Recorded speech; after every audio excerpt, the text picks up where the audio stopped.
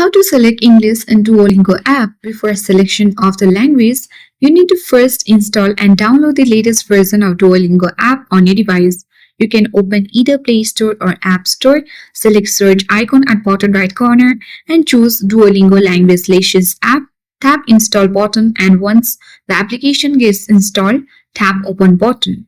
Here, select get started if you don't have an account. If you have an account, tap I already have an account. Tap get started for now and here tap continue button. Now tap continue again. Now here you need to pick one language. In order to select English in Duolingo app, tap intermediate English and tap continue button. And then here you need to get ready to join the 32 million. And here you need to select the source from where you knew about Duolingo. So let's tap YouTube and tap continue button.